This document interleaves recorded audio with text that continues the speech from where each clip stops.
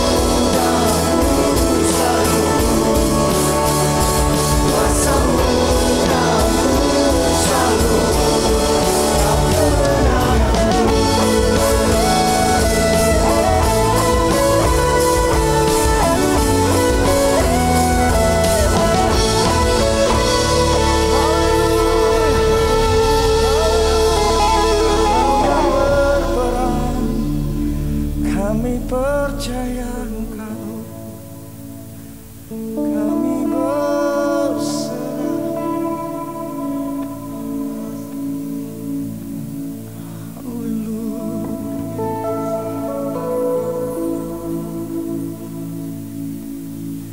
You are here, moving in our midst.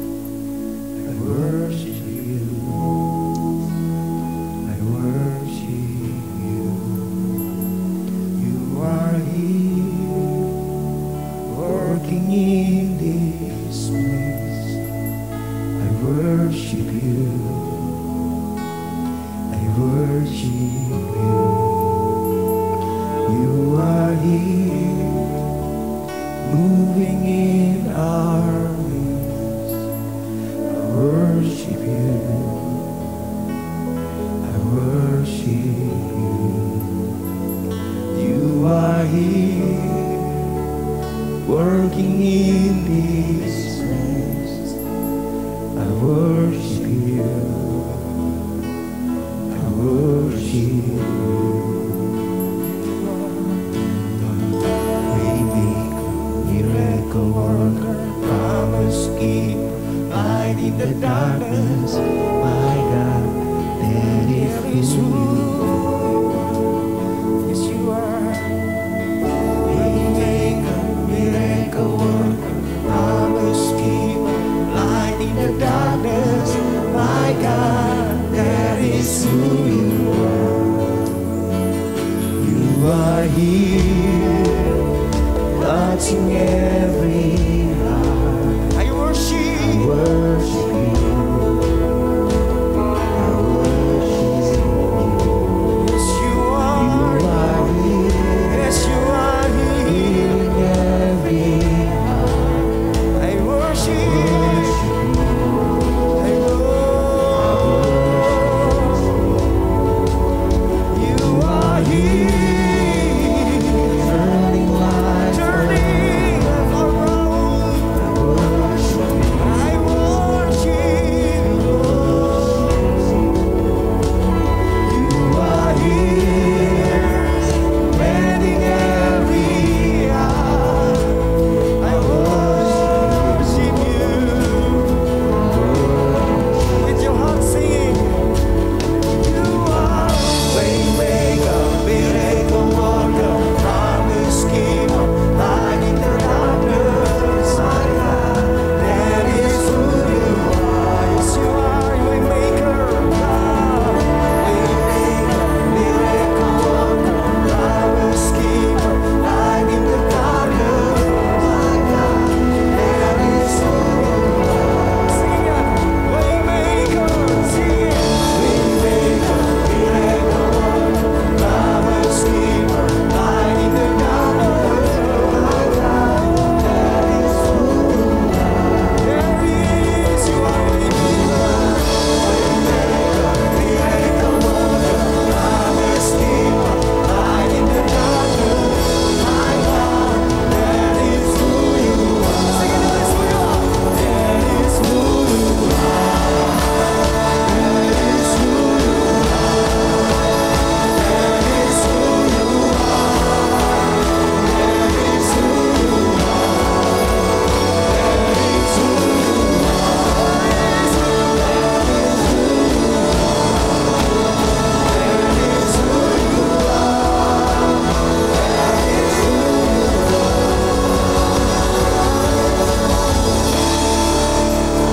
Jesus, you are. Yes, you are God.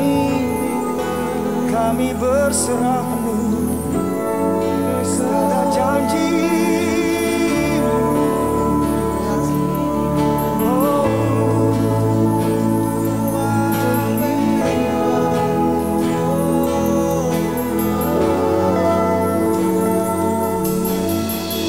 Even when I don't see it, you're working.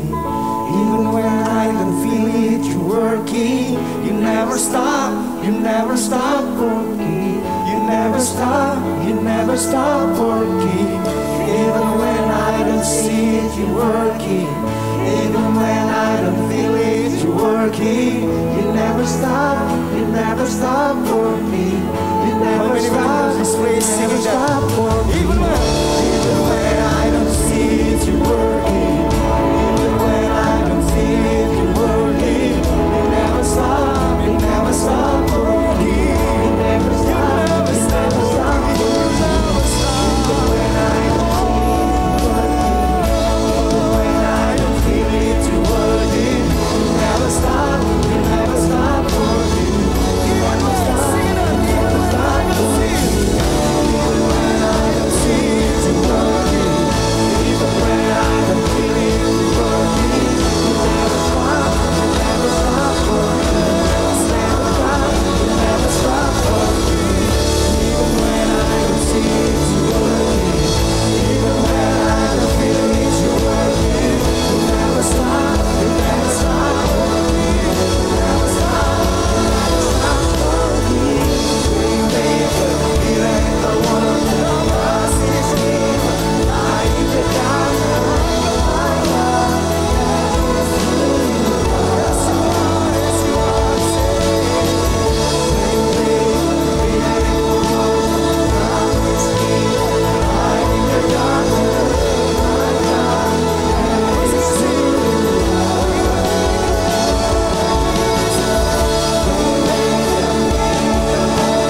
promise keeper, light in the darkness. My God, that is who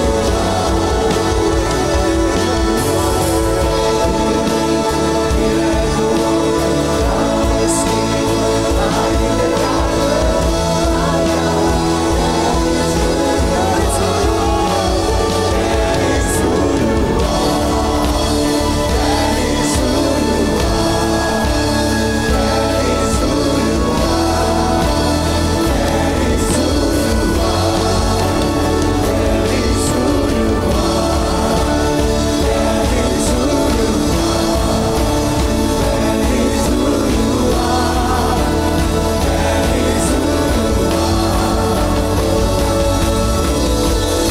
Yes, you are. Yes, you are. You are Alpha and Omega. Jesus, you are living God. Yes, you are. Yes, you are. You hold my world in your hand, Jesus. You still believe. Waymaker, miracle worker, promise keeper, light in the darkness. My God, that is who you are. Come on, just sing. Waymaker, miracle worker, promise keeper, light in the darkness. My God, that is who you are. How many believers in this place singing that? Come on, just sing. Waymaker, miracle worker, my God, you are. Oh, waymaker, waymaker, miracle worker, promise keeper, light in the darkness. My God, that is who you are. How great it's our God. Sing with me, how great it's our God. And always sing how great. With your heart today. How great is our God. How great is our God. How great is our God. Sing with me, how great is our God. And always see how great you are, Jesus.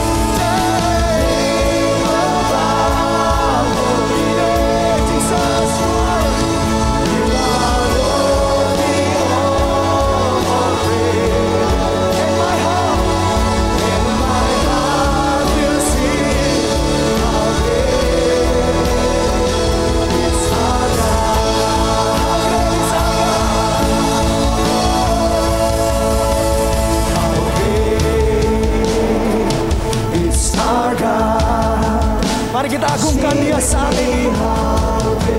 Katakan betapa besar Tuhan, betapa luar biasanya dia. How great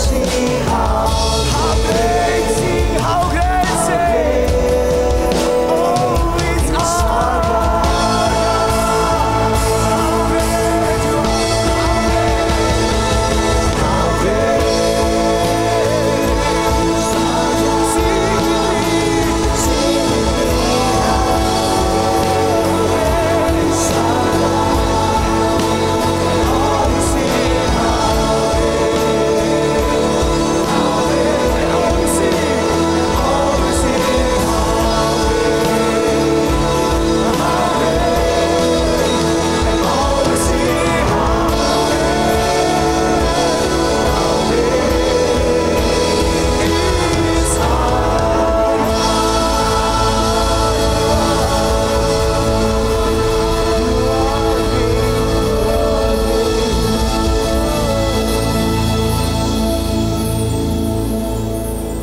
Shalom Metafiksik.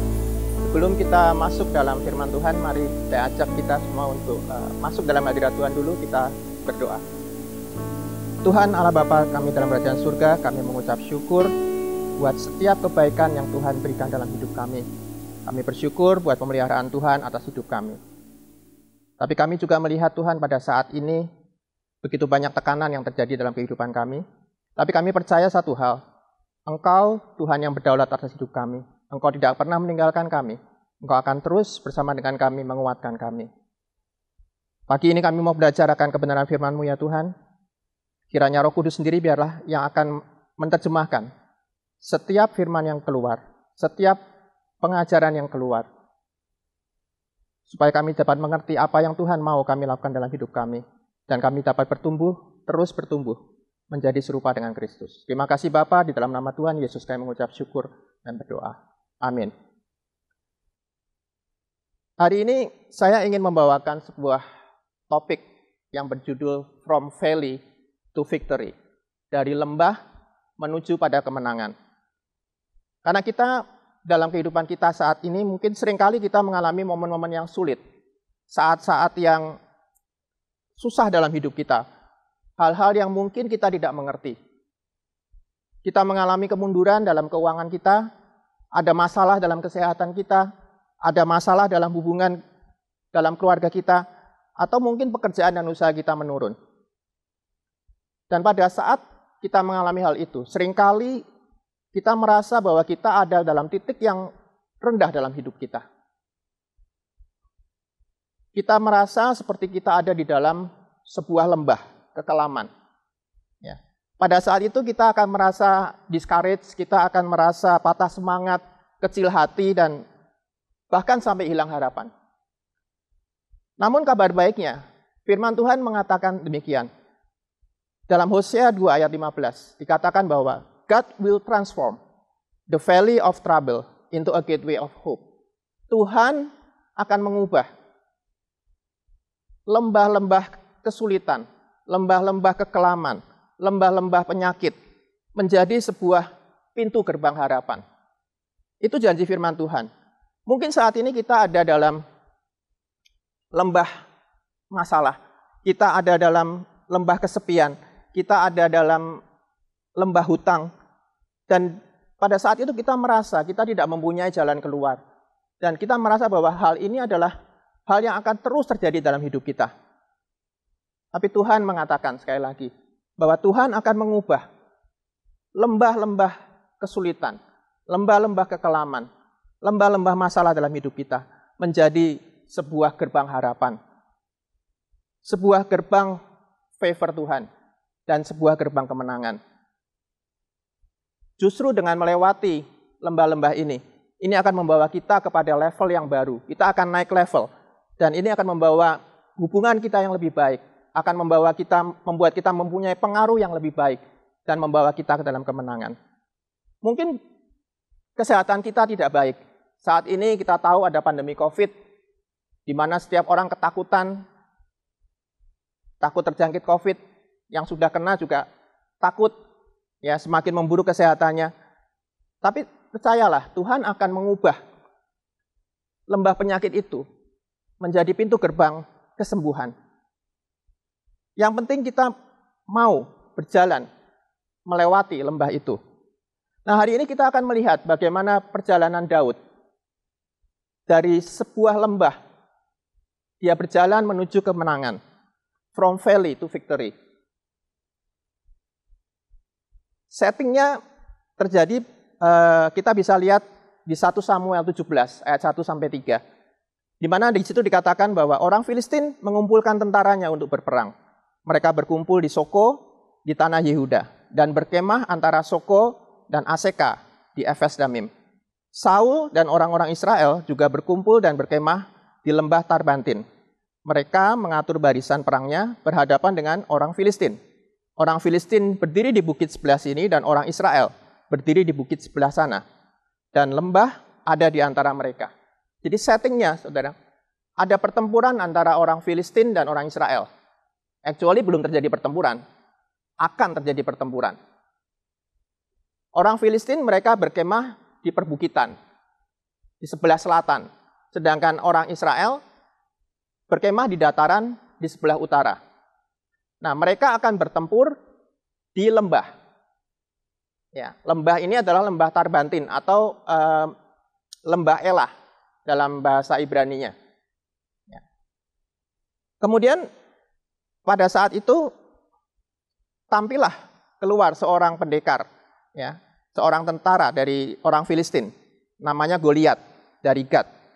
Goliat ini tingginya 6 hasta sejengkal, ketopong tembaga ada di kepalanya dan ia memakai baju sirah yang bersisik. Berat baju sirah itu 5.000 sikal tembaga. Dia memakai penutup kaki dari tembaga dan di bahunya ia memanggul lembing tembaga. Gagang tombaknya seperti pesa tukang penun dan mata tombaknya itu 600 sikal besi beratnya. Dan seorang pembawa perisai berjalan di depannya. Ia berdiri dan berseru kepada barisan orang Israel. Katanya kepada mereka, "Mengapa kamu keluar untuk mengatur barisan perangmu? Bukankah aku seorang Filistin dan kamu adalah hamba Saul? Pilihlah bagimu seorang dan biarlah ia turun mendapatkan aku. Jika ia dapat berperang melawan aku dan mengalahkan aku, maka kami akan menjadi hambamu. Tetapi jika aku dapat mengungguli dia dan mengalahkannya, maka kamu akan menjadi hamba kami dan takluk kepada kami." Pula kata orang Filistin itu, "Aku menantang hari ini barisan orang Israel. Berikanlah kepadaku seseorang supaya kami berperang seorang lawan seorang." Goliat pada saat itu dia turun ke lembah.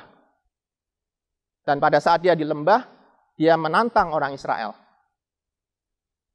Ini mulainya datang kesulitan. Lembah Tarbantin menjadi Valley of Trouble. Ya. Di sini dimulai perjalanan dari valley to victory. Kita lihat bagaimana respon dari orang-orang Israel. Karena kita menemukan 2 respon yang berbeda antara orang Israel dengan Daud. Di ayat 11 dikatakan, ketika Saul dan segenap orang Israel mendengar perkataan orang Filistin itu, maka cemaslah hati mereka dan mereka sangat ketakutan. Begitu masalah datang, begitu ancaman datang, begitu tekanan datang, orang Israel menjadi cemas. Orang Israel menjadi ketakutan. Tapi di sisi lain, pada saat Daud datang dan dia melihat, apa yang dilihat oleh Daud sama dengan apa yang dilihat oleh orang Israel maupun Saul. Mereka melihat, sama-sama melihat Goliat yang tinggi besar perawakannya dengan baju perang yang lengkap dan dengan teriakan-teriakannya yang mengintimidasi. Tetapi respon Daud berbeda dengan respon kebanyakan orang Israel.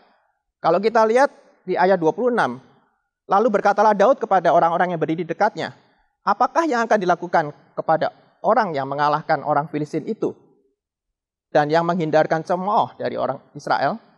Siapakah orang Filistin yang tidak bersunat ini sampai ia berani mencemoohkan barisan pada Allah yang hidup? Respon Daud sangat berbeda.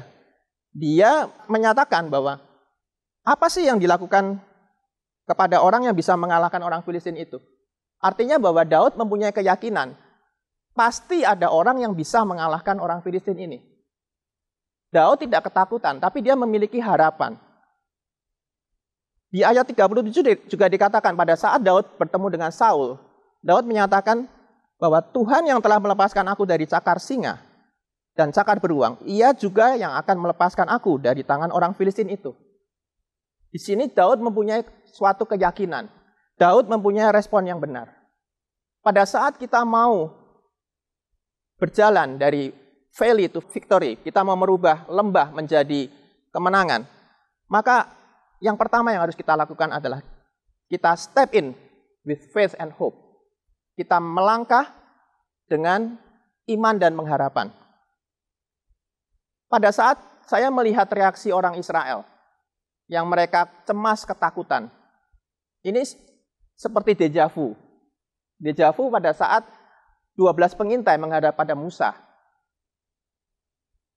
Kita bisa menemukan di kitab Bilangan, diceritakan pada saat 12 pengintai itu melihat tanah Kanaan. Kemudian mereka kembali kepada Musa.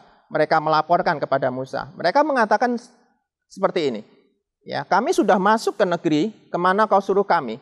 Dan memang negeri itu berlimpah-limpah dengan susu dan madunya. Dan inilah hasilnya. Hanya bangsa yang diam di negeri itu kuat-kuat. Dan kota-kotanya berkubu dan sangat besar. Juga keturunan Enak telah kami lihat di sana. Orang Amalek diam di tanah Negeb. Orang Het, orang Yebus, dan orang Amori diam di pegunungan. Orang Kanaan diam di sepanjang laut dan sepanjang tepi sungai Yordan. Mereka sudah ketakutan. Mereka tidak mempunyai iman. Mereka tidak mempunyai pengharapan. Yang akibatnya itu menjadikan mereka mengatakan di ayat 31, tetapi orang-orang yang pergi ke sana bersama-sama dengan dia berkata, kita tidak dapat maju menyerang bangsa itu karena mereka lebih kuat daripada kita. Ini yang disebut kalah sebelum berperang. Jadi pada saat kita ada di lembah dan kita terintimidasi, baik oleh penampakan musuh, baik oleh situasi, maka itu akan menimbulkan ketakutan dalam hidup kita. Akan membuat kita nggak bisa berpikir jernih. Akan membuat kita menjadi panik. Dan memang itu yang dilakukan iblis dalam kehidupan kita. Ya, Petrus mengingatkan, ya, sadarlah dan berjaga-jagalah. Lawanmu si iblis berjalan berkeliling sama seperti singa yang mengaum-ngaum. Ini menunjukkan, ya, singa yang mengaum-ngaum itu adalah intimidasi. Dia tidak menerkam, belum menerkam. Tapi dia mengaum-ngaum. Aumannya adalah untuk mengintimidasi. Ya. Jadi seperti singa yang mengaum-ngaum dan mencari orang yang dapat ditelannya. Nah, bagaimana kalau kita menghadapi atau kita masuk dalam situasi intimidasi itu? Dalam 1 Petrus 5 ayat 9 dikatakan, ya, lanjutan dari yang kita baca tadi, dikatakan lawanlah dia dengan iman yang teguh. Jadi hal yang pertama yang kita mesti lakukan adalah, ya, kita perkuat iman kita. Intimidasi harus dilawan dengan iman. Ya. Tapi bukan cuma iman. Karena masalahnya yang terkena intimidasi itu bukan hanya iman dari orang Israel. 1 Samuel 17 ayat 11 tadi yang kita baca, dalam terjemahan bahasa Inggrisnya dikatakan begini, when Saul and his troops heard the Philistines challenge, ya, jadi pada saat Saul dan segenap orang Israel itu mendengar perkataan atau tantangan daripada orang Filistin itu, they were terrified, ya, mereka sangat cemas, ketakutan, and lost all hope, dan mereka kehilangan harapan mereka. Jadi imannya terdegradasi, kemudian harapannya hilang. Pada saat kita ada dalam kondisi seperti itu, maka kita akan mudah sekali hancur. Jadi pengharapan juga penting. Iman dan pengharapan adalah dua hal yang serupa tapi tidak sama. Iman dan pengharapan harus berjalan bersama-sama supaya kita bisa menuju kemenangan. Bukan hanya sekedar iman yang penting, tapi pengharapan juga penting. Karena Without hope, tanpa pengharapan, kita tidak akan melakukan tindakan apa-apa. Ya. Saat kita hilang pengharapan, tidak memiliki pengharapan, kita tidak akan bergerak kemana-mana. Dan kalau kita nggak bergerak kemana-mana, kita tidak akan mencapai tujuan. Jadi tetap pegang teguh pengharapan kita kepada Tuhan. Tetapi orang yang menanti-nantikan Tuhan akan mendapat kekuatan baru. Mereka seumpama raja wali yang naik terbang, dengan kekuatan sayapnya mereka berlari dan tidak akan menjadi lesu. Mereka berjalan dan tidak akan menjadi lemah. But those who hope in the Lord. Ya. Orang yang menantikan Tuhan disebutkan sebagai orang yang berharap kepada Tuhan. Will renew their strength. Akan mendapatkan kekuatan baru. Kekuatannya akan diperbarui, di-recharge, ya, menjadi kuat kembali. Pengharapan adalah sumber yang membuat kita untuk bergerak dan bertindak menuju kepada tujuan kita. Dan tujuan kita adalah kemenangan bersama dengan Tuhan. Jadi yang pertama, pada saat kita berada dalam lembah, dalam tekanan, dalam masalah, dalam pertempuran, dalam kesulitan, ya, melangkahlah dengan iman dan pengharapan. Kemudian cerita berlanjut. Ya. Pada waktu Daud melihat Goliat, dia mau menawarkan dirinya kepada Saul untuk melawan Goliat. Kemudian Saul memberikan izin, dia mengutus Daud untuk melawan Goliat. Lalu Daud mengambil tongkat di tangannya, dipilihnya dari dasar sungai 5 batu yang licin, dan ditaruhnya dalam kantung gembala yang dibawanya. Ya, ini tempat batu-batu. Sedang umbannya dipegangnya di tangannya. Demikian ia mendekati orang Filistin itu. Jadi pada saat Daud dia diutus oleh Saul untuk menghadapi Goliat, yang dilakukan oleh Daud adalah dia mencari batu-batu. Ya. Dan Daud menemukan batu yang terbaik di lembah Tarbantin itu. Kenapa dibilang batu yang terbaik? Gitu? Karena bebatuan di lembah Tarbantin itu sebenarnya bukan batu biasa. Ya. Batu-batu di lembah Tarbantin itu merupakan batu barium sulfat. Di mana batu barium sulfat ini mempunyai kepadatan 2 kali batu biasa. Ya. Kalau kita lempar batu biasa aja udah sakit. Ini batunya 2 kali lebih berat dari batu biasa. Tentu daya rusaknya akan lebih besar. Kekuatannya 2 kali lebih besar dari batu biasa. Saya melihat bahwa ini merupakan providensia atau penyediaan dari Tuhan. Jadi pada saat kita ada dalam lembah, kita mau berjalan menuju kepada gerbang kemenangan, Tuhan akan menyediakan bagi kita apa yang kita butuhkan. Tuhan akan menyediakan buat kita apa yang kita perlukan. Tugas kita adalah kita mencari apa yang Tuhan sudah sediakan itu. Ya. Batu-batu itu tidak tiba-tiba saja ada dalam kantong Daud. Daud harus mencari batu itu. Ya. Jadi Tuhan sudah menyediakan ya pertolongan. Bagian kita adalah mencari dan menggunakan pertolongan yang Tuhan berikan itu dengan baik. Ya. Sebenarnya apa yang Tuhan sediakan itu bukan hanya batu itu saja. Ya. Kalau kita lihat latar belakang dari Daud. Ya, Daud menghadapi Goliat itu dengan menggunakan pengumban. Pengumban ini beda dengan ketapel ya. Kalau pengumban itu dia berupa tali, ya, 4 lapis tali sebenarnya. Ya, kemudian itu nanti di ujungnya ada kulit tempat untuk menaruh batu. Kemudian akan diputar pengumban itu, ya, dan batunya akan dilemparkan ke arah sasaran. Nah, orang mungkin berpikir umban itu mirip dengan ketapel gitu. Tapi sebenarnya pengumban ini adalah alat tempur atau senjata yang luar biasa powerful. Ya.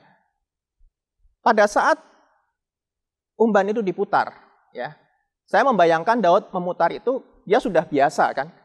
Dia bercerita dia mengalahkan singa, dia mengalahkan beruang dengan umbannya dia. Ya, dia sudah terlatih. Ya. Pada saat umban itu diputar, putarannya itu bisa mencapai 6-7 putaran per detik. Ya. Jadi 6-7 putaran per detik. Kalau per menitnya kira-kira 420 gitu. 420 RPM. Ya. Ini cukup cepat. Ya. Dan secara ilmu fisika gitu. Ya, ada yang namanya gaya sentrifugal. Daya sentrifugal ini adalah daya lenting yang dihasilkan dari hasil perputaran sebuah benda.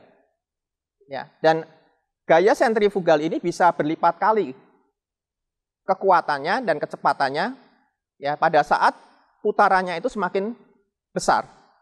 Ya. Diperkirakan kecepatan batu yang dilemparkan oleh Daud dari umbannya dia itu sekitar 35 meter per detik. 35 meter per detik. Yang artinya itu adalah 125 km per jam. Ya. Saya kalau naik mobil di jalan tol, ya, kalau lagi sepi gitu kan, kadang-kadang jiwa pembalapnya keluar gitu. Ya. Jalan sampai 140 km per jam. Itu cepatnya luar biasa. Berasanya cepatnya luar biasa. Ya. Ini batu yang dilemparkan oleh Daud, kira-kira kecepatannya seperti itu. Ya, ini jauh lebih cepat daripada kalau saudara mungkin lihat dalam pertandingan baseball, ya kan ada orang yang melemparkan bola untuk dipukul, ini jauh lebih cepat. Ya. Dan kalau dilakukan perhitungan balistik, kekuatan daripada batu pengumban itu bisa mencapai atau bisa setara dengan senjata kaliber 45. Ya, kaliber 45 itu kaliber yang cukup besar, bisa untuk membunuh gajah itu. Ya. Jadi kita lihat bahwa sebenarnya apa yang dipegang Daud ini adalah sebuah senjata yang powerful.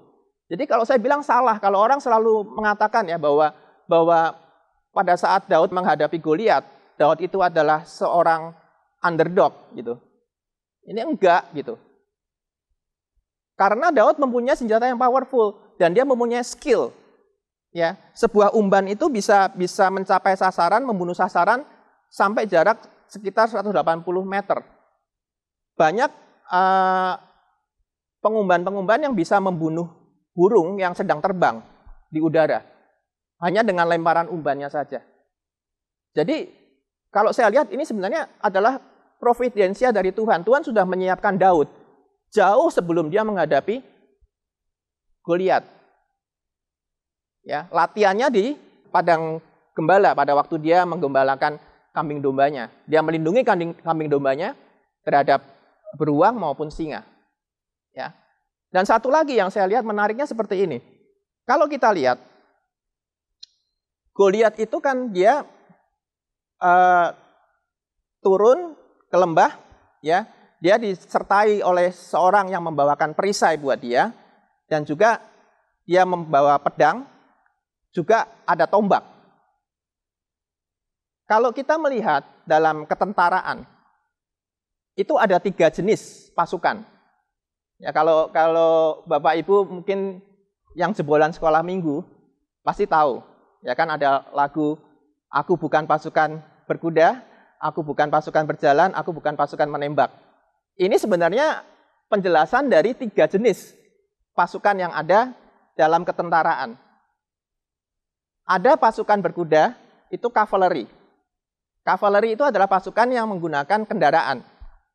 Ya kalau zaman dulu karena kendaraannya nggak ada ya kuda, gitu. Tapi kalau sekarang mungkin ya tank lah, gitu kan, atau mungkin pesawat tempur, itu kita bisa bilang pasukan cavalry. Ya, tadi ada pasukan berkuda, ada pasukan berjalan. pasukan berjalan ini adalah infanteri.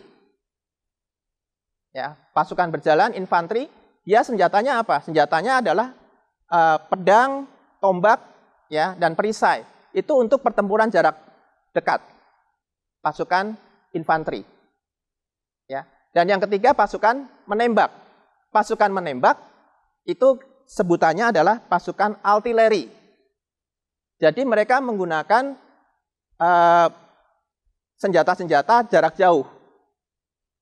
Contohnya panah, ya, senapan, termasuk pengumban. Jadi sebenarnya dalam ketentaraan itu ada juga pengumban yang masuk dalam tentara dan mereka masuk ke dalam artileri. Ya, kalau kita lihat, kita bayangkan aja pada saat pertempuran, ya, antara pasukan infanteri dengan artileri, kira-kira kalau 1 lawan 1 menang siapa? Tergantung kan. Kalau jarak dekat mungkin akan menang pasukan infanterinya. Tetapi kalau itu dilakukan dalam jarak jauh, yang menang siapa? Pasti artileri yang akan menang. Dan ini yang terjadi pada saat Daud berhadapan dengan Goliat. Ya, kita bisa tahunya dari mana? Karena disebutkan bahwa pada saat mereka berhadapan, mereka mau masuk dalam pertempuran, Daud berlari menghampiri Goliat. Ya, kalau jaraknya dekat, Daud nggak perlu lari. Tapi karena ini jaraknya cukup jauh, Daud bisa berlari. Jadi ini adalah pertarungan atau pertempuran jarak jauh.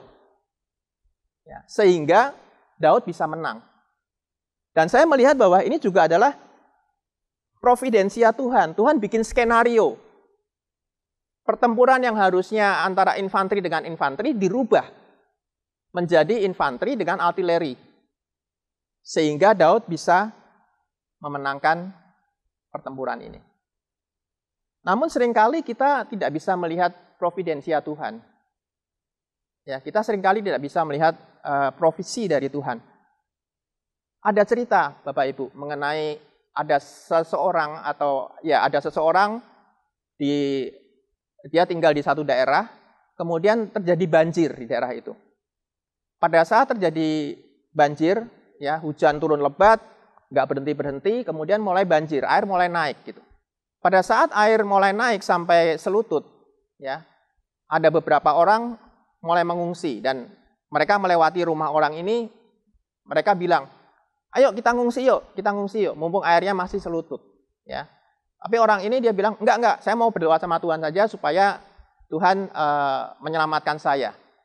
Dia bilang gitu. Jadi dia tetap bertahan di rumah, dia berdoa sama Tuhan. Kemudian ternyata hujannya nggak berhenti, airnya naik terus. Yang tadinya selutut naik terus sampai menutupi lantai 1 rumahnya. Kebetulan dia punya rumah 2 lantai gitu. Jadi dia naik ke lantai 2 rumahnya. Pada saat dia naik ke lantai 2 rumahnya, ada beberapa tim SAR datang. Ya. Tim SAR datang dengan perahu karet. Dia bilang, ayo Pak, sini kita ngungsi, naik perahu karet.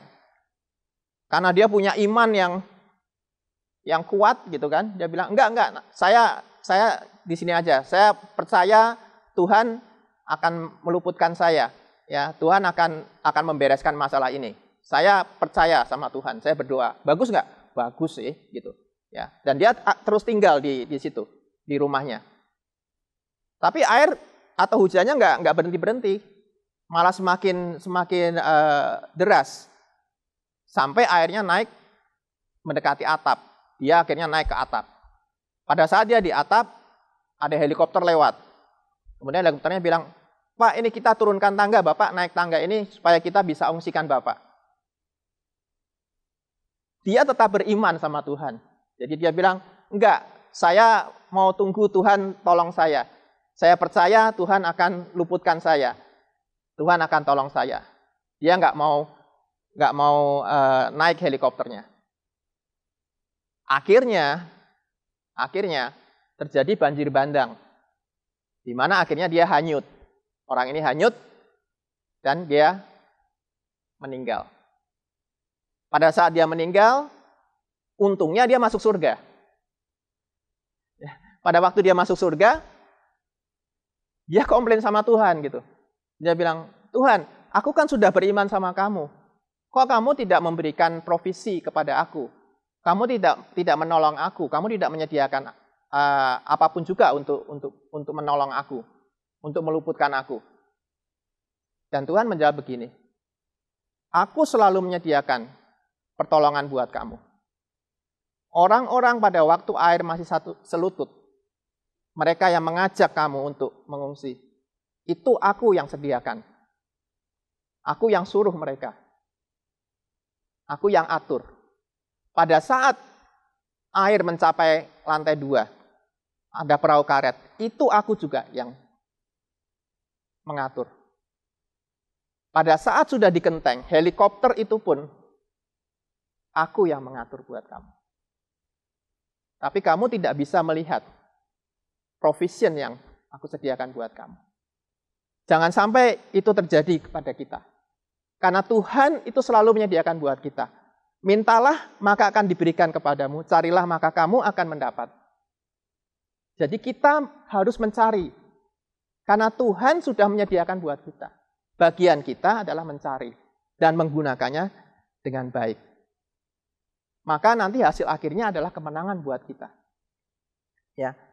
Kemenangan itu jangan kita soalnya kadang-kadang manusia itu sukanya yang bombastis, yang fantastis gitu.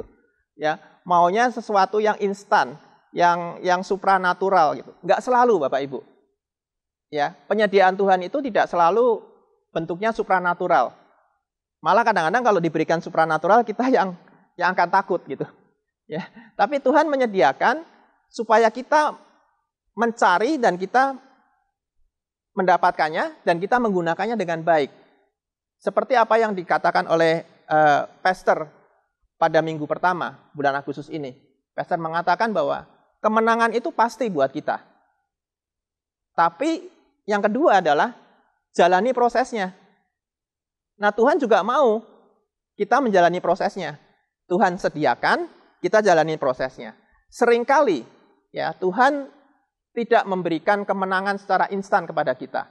Seringkali Tuhan tidak memberikan kemenangan secara supranatural kepada kita. Tetapi Tuhan selalu memberikan kesempatan buat kita untuk kita meraih kemenangan itu. Karena kemenangan itu pasti milik kita. Jadi pada saat kita ada dalam lembah, dalam tekanan, dalam masalah, dalam kekhawatiran, dalam pertempuran, cari dan temukan penyediaan daripada Tuhan. Maka kita akan masuk ke dalam gateway of victory. Kita akan masuk ke dalam gerbang kemenangan. Yang ketiga, walk with God. Masuk dalam pertempuran dengan Tuhan. Bersama dengan Tuhan. Dalam 1 Samuel tadi, cerita berlanjut.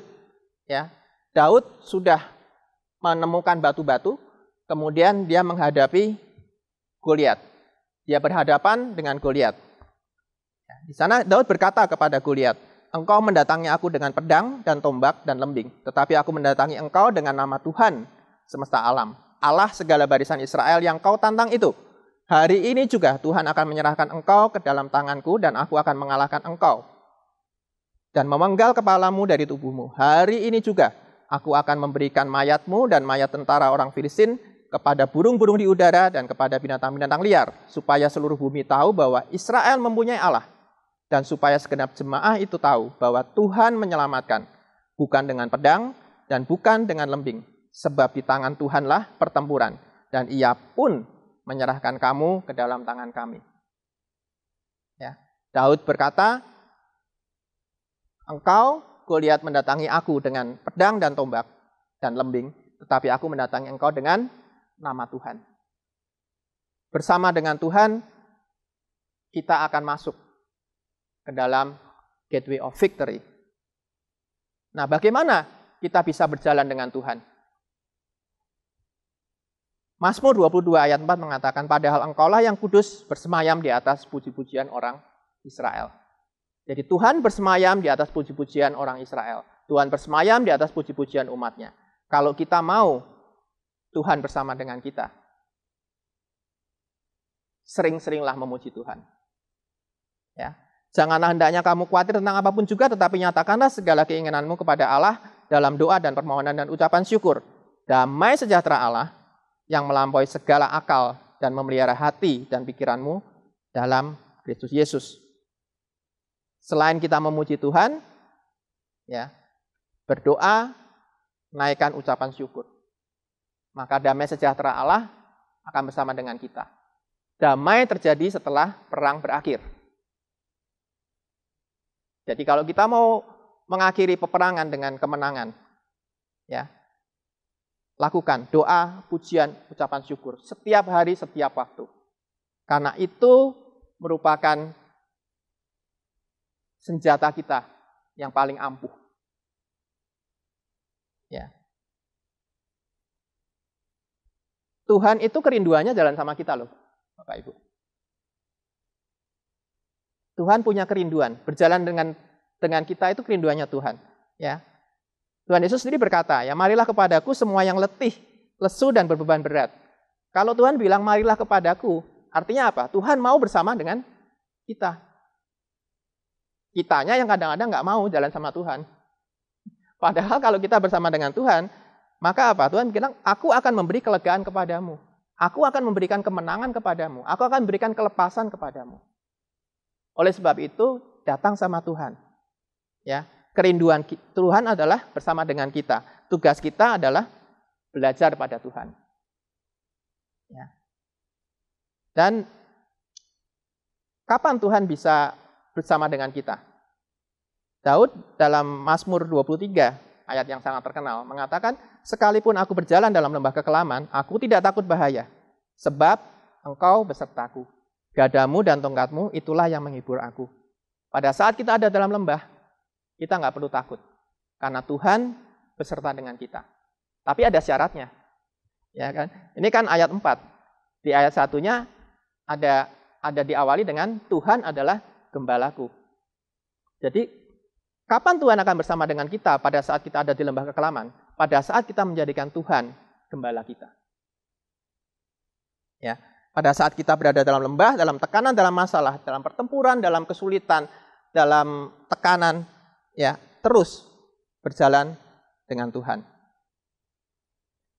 Jadi seringkali Tuhan itu bekerja di belakang layar, Bapak Ibu. Ya. Dia ada di belakang layar dan dia akan terus bersama dengan kita. Dia akan terus mendampingi kita, ya. Dan dia akan mengubah. Dia akan mentransform lembah-lembah kesulitan kita menjadi pintu gerbang kemenangan. Ya. Jadi mungkin nggak terlalu nyaman apa yang kita rasakan sekarang, ya. Tetapi lembah itu penting karena melalui lembah kita akan naik level, kita akan mencapai kemenangan. Ya. Tuhan menggunakan lembah-lembah itu untuk membuat kita semakin serupa dengan Kristus. Bagian kita adalah berjalan di lembah itu. Bukan diam saja. Daud berkata, sekalipun aku berjalan dalam lembah kekelaman. Jalan saja. Jalani dengan iman dan pengharapan. Kemudian cari penyediaan Tuhan. Dan berjalanlah bersama dengan Tuhan. Semoga ini bisa membantu kita dalam menjalani kehidupan kita menuju kepada gerbang kemenangan. Tuhan memberkati dan mari kita berdoa. Bapa, kami bersyukur buat firman yang sudah disampaikan pada saat ini. Kami percaya bahwa ini akan menjadi kekuatan buat kami dan kami mohon Tuhan Engkau ubahkan setiap logos ini menjadi rema dalam kehidupan kami. Dan Tuhan mampukan kami untuk kami bisa terus melakukan apa yang Tuhan firmankan. Kami minta Tuhan, Engkau turunkan favor-Mu buat kami semua, buat setiap jemaat-Mu. Kalau ada mereka yang saat ini dalam lembah-lembah mereka, kiranya Tuhan terus berikan iman. Tuhan kuatkan pengharapan mereka. dan Tuhan terus bersama dengan mereka. Kami percaya bahwa kemenangan itu sudah diberikan buat kami. Bagian kami hanya menjalani prosesnya saja, dan itu tidak berat karena Tuhan bersama dengan kami. Terima kasih Bapa, segala pujian, hormat, syukur, kemuliaan bagi nama-Mu hanya di dalam nama Tuhan Yesus. Amin. Bapak Ibu, sebelum kita menerima doa berkat, mari kita saksikan SLCC News berikut ini. Kita telah menerima firman yang luar biasa dari PDP Sugandi. Biarlah Roh Kudus senantiasa menuntun kita untuk terus melangkah dalam iman, sehingga dari lembah kekelaman kita dapat melihat kemenangan. Saat ini kami sedang berada di rumah dan tidak melakukan rekaman dari gereja, sebagaimana anjuran pemerintah untuk stay at home. Kami mengajak jemaat untuk turut serta memutus rantai penyebaran COVID-19 dengan sebisa mungkin mengurangi mobilitas dan mematuhi protokol kesehatan demi kesehatan kita bersama. Dig Deeper adalah pendalaman Alkitab di SLCC yang dikemas secara unik dan relevan dengan kehidupan kita. Bersama Pastor Soleman Irwan, kita akan menggali firman lebih dalam dan memperoleh pewahyuan serta hikmat dari Tuhan untuk menjalani keseharian kita. Jadi, jangan sampai melewatkan seri Dig Deeper berikutnya yang akan berlangsung pada hari Selasa, tanggal 7 September, pukul 7.30 malam. Hari-hari ini tidak mudah bagi fisik dan mental kita. Kita membutuhkan kesegaran dan pengurapan yang baru dari Tuhan. Kami mengajak saudara untuk turut hadir di dalam Oksigen Online yang akan diadakan kembali pada hari Sabtu, tanggal 4 September 2021. Rasakan kesegaran dan juga alami Tuhan secara pribadi. Bagi jemaat yang membutuhkan dukungan terkait dengan COVID-19, SLCC hadir dan siap membantu. Bapak, Ibu, dan Saudara dapat menghubungi host leader atau SLCC hotline untuk memperoleh informasi lebih lanjut. Informasi kegiatan lainnya untuk minggu ini dapat disaksikan dalam tayangan berikut ini.